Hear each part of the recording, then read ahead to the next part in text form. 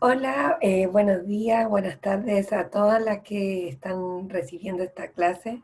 Soy Daniela Vera, soy bióloga de la Universidad de Chile y agradezco la invitación que me hicieron al curso del seminario. Hoy día lo que vamos a revisar es respecto a la revisión bibliográfica y cuáles son sus principales etapas. Les voy a compartir pantalla para que vayamos revisando la clase. Todo este material va a quedar disponible para ustedes y cualquier consulta que tengan, acá está mi correo y me pueden escribir y nos podemos comunicar. Como les comentaba, algunos de los principales conceptos que hoy vamos a revisar es lo referido a esta gran cantidad de información que estamos recibiendo actualmente, donde tenemos mucha información. Estamos en una era donde el Internet nos ha facilitado el acceso a ella, pero también tenemos que siempre estar atentos respecto a la edición de estos textos científicos y vamos viendo lo que se va a ir generando. Lo principal que quiero que revisemos en esta clase es respecto a los motores de búsqueda y que ustedes se vayan de esta clase con algunos tips que les sean útiles para poder aprender y que ustedes generen su propio método de búsqueda. Respecto a eso, vamos a conocer respecto a los operadores de búsqueda, que son algunas palabras o tesauros que nos van a servir para hacer una búsqueda bibliográfica respecto a algunas palabras claves o keywords, como se conoce. Y los datos útiles que les comentaba son respecto a mucha información que muchas veces está disponible en la universidad, pero quizás algunas personas no conocen. Son solamente por el hecho de tener su cuenta pasaporte. Así que vamos a revisar esos sitios.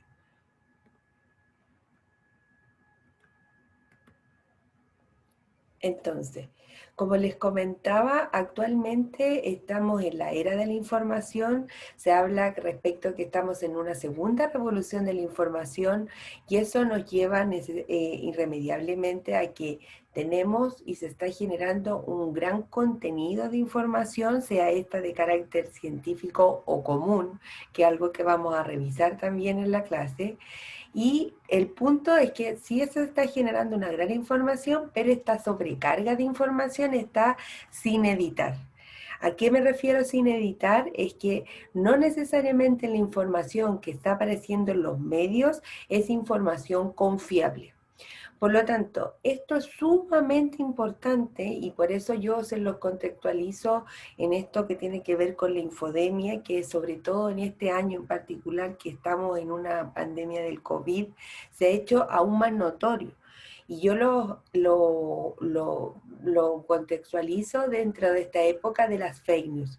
Y por eso el paper, que es el de Pulido y colaboradores, ellos realizan esta nueva metodología que lo que ellos buscan es identificar información falsa en temas que están relacionados a la salud, principalmente por lo que le comentaba, por el gran impacto que tiene en la vida de las personas la información falsa.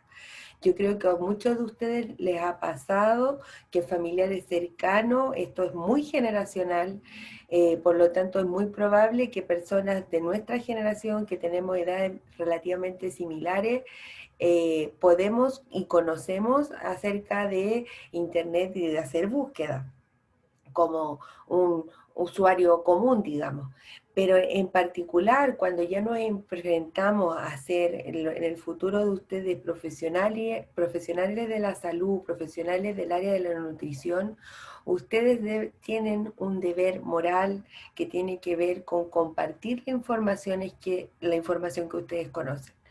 Eso también es sumamente importante para las personas que se van a dedicar, por ejemplo, a la clínica. Una mejor adherencia que usted puede generar con sus pacientes también tiene que ver en cómo se entrega esa información. Por eso, el profesional de la salud, independiente si se dedica al área de clínica o al área de investigación, ha de conocer esta información. Por supuesto, nos exige que todos sepamos acerca de toda la información que existe en nuestro campo, pero sí debemos mantenernos actualizados. Ante eso, el análisis que hace Pulido en este paper habla que las principales áreas que están afectadas por la desinformación son en áreas como la vacunación, donde en algún momento, hace más de 20 años atrás, se hizo un paper, donde ese paper decía que las trazas de mercurio presentes en las vacunas eran muy altas.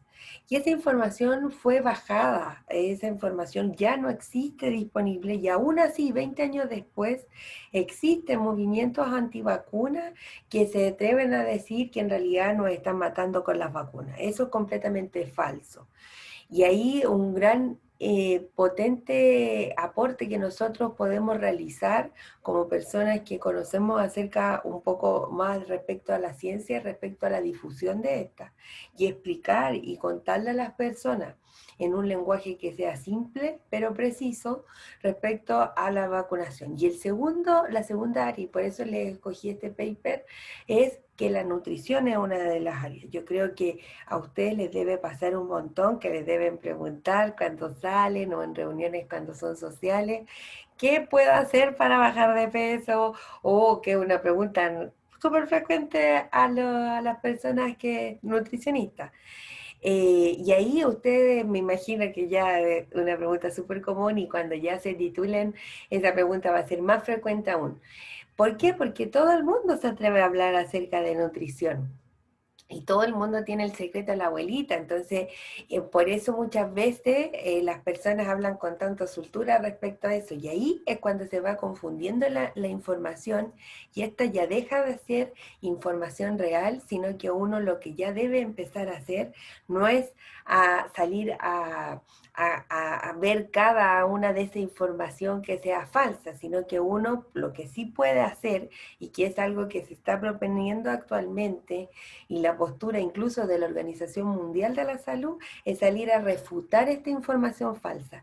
¿Cómo se hace? A través de desmitificar estos mitos, de desmitificar esta información, de manera que nosotros podamos contribuir hacia una promoción de la salud.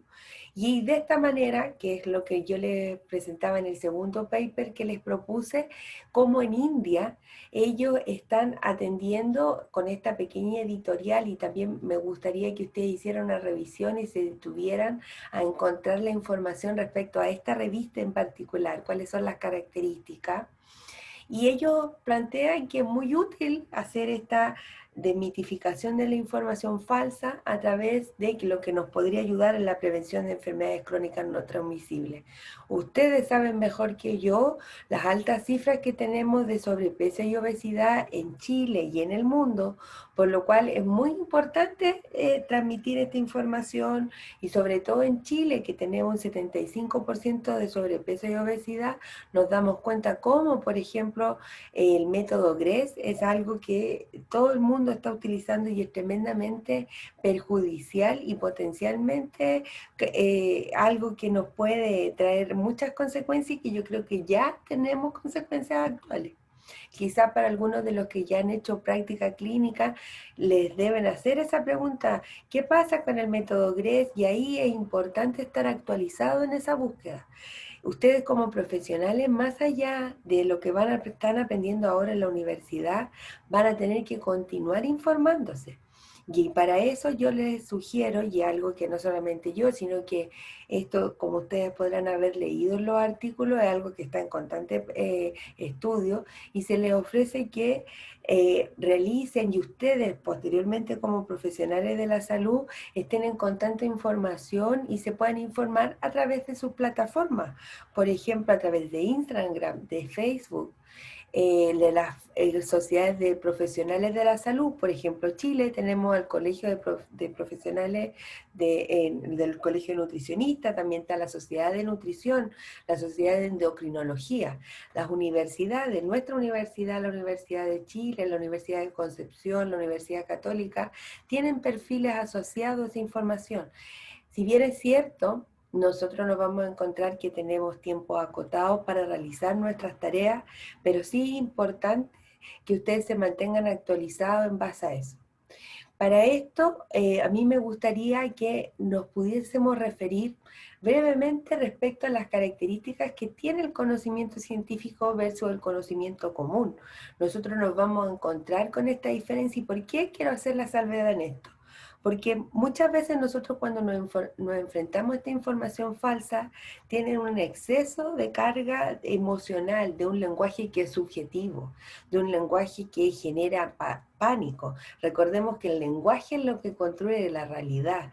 Entonces, que es muy distinto a cuando nosotros nos enfrentamos a un conocimiento científico que es objetivo, que se basa en un lenguaje técnico, que es preciso, no es un lenguaje común, y a eso es lo que yo me refiero con el secreto del abuelito o el secreto de la naturaleza. El conocimiento científico no es secreto, siempre debe estar disponible a toda la comunidad científica, digamos, y a la comunidad entera. El conocimiento científico está basado en la comprobación.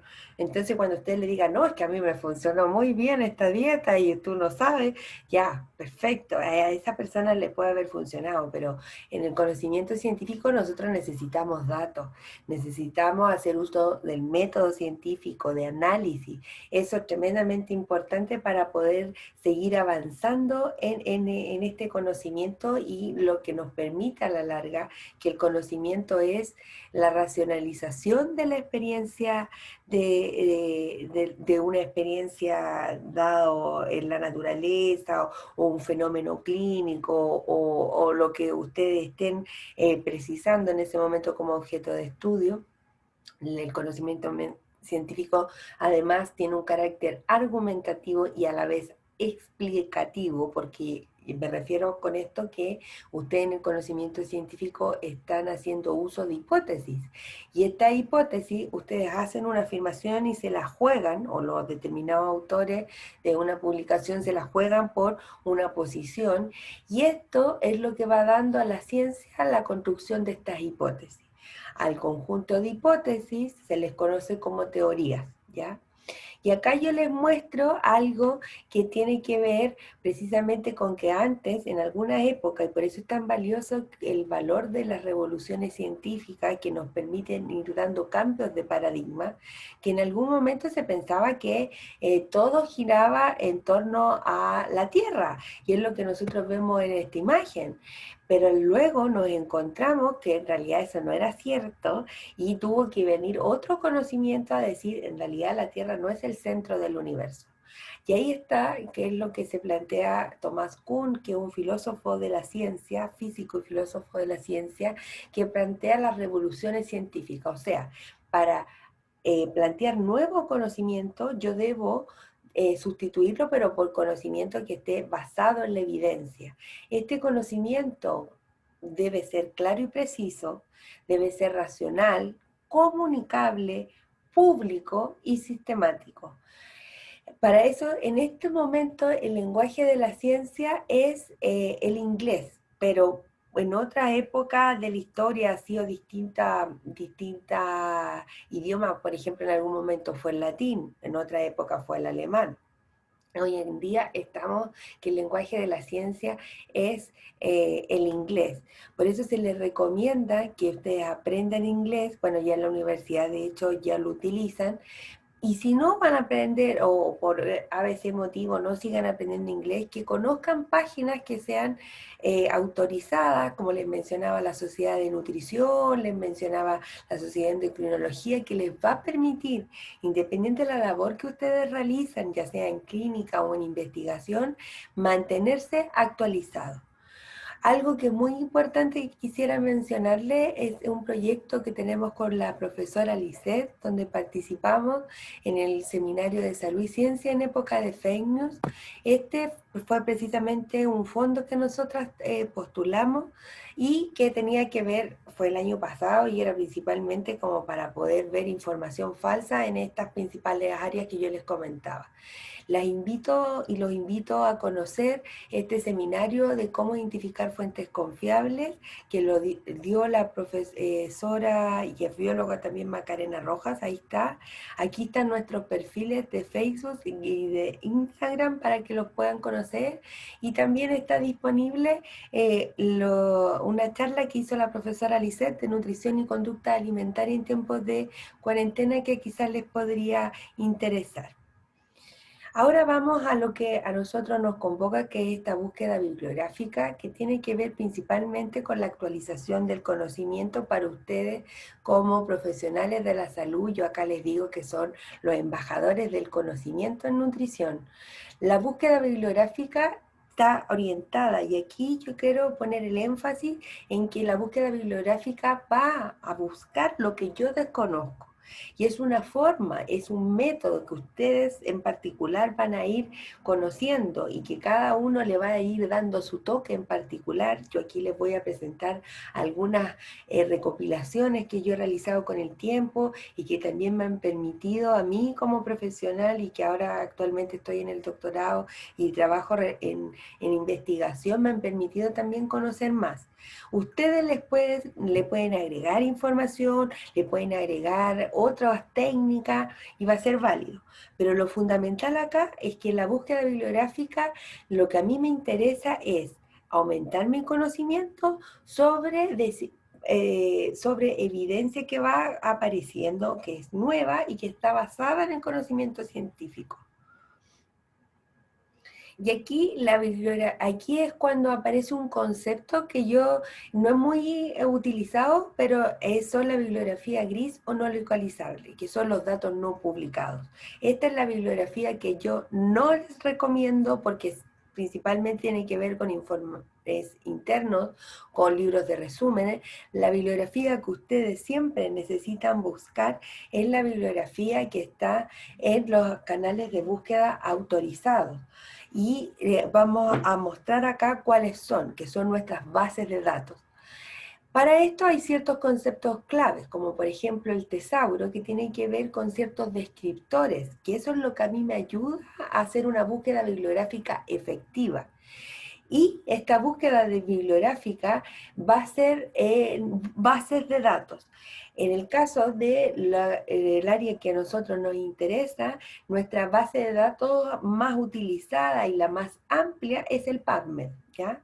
El tesauro más conocido es el de PubMed, que es el MESH, que es el Medical Subject Heading, que básicamente lo que hace es dar ciertos titulares que a usted y palabras claves que a ustedes les permiten hacer una búsqueda bibliográfica de manera correcta. Porque lo que aquí queremos es aprender a aprender. Entonces acá yo les doy esta referencia que cuando estaba preparando la clase la encontré bastante útil, que muchas veces cuando aún estamos ante desconocido nos quedamos medio en blanco y decimos, oh, yo no sé nada, no he aprendido nada nuevo. Pero ahí es importante que ustedes tengan, yo les recomiendo tener, por ejemplo, una pregunta de investigación, ustedes se la formulan, que es lo que acá está dando como recomendación estos 10 pasos, ¿cierto? En estos 10 pasos de la búsqueda bibliográfica, ustedes se van a encontrar con que van a nuevamente tener que revisar lo que ya conocieron y verificar si efectivamente encontraron nuevos conceptos o no.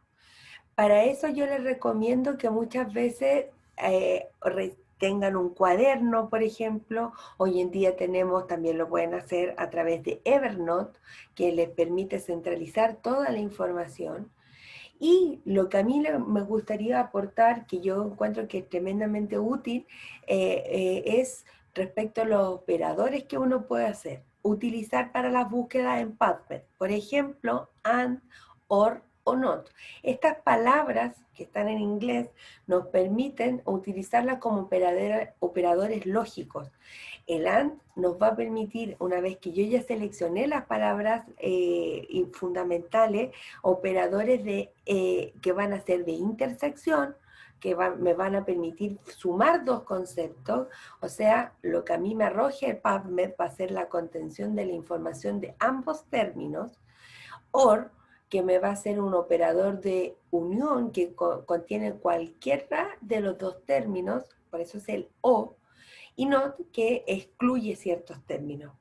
A través de estos operadores se pueden construir fórmulas de búsqueda. Por eso se recomienda que ustedes realicen una búsqueda en PubMed y se hagan un login y busquen y eso les va a permitir generar un historial. Entonces muchas veces cuando ustedes estén realizando la búsqueda, por ejemplo, para su tesis, va a quedar guardada también la búsqueda y de esa manera no se repiten lo que ya han buscado o no vuelven a hacer la misma búsqueda nuevamente.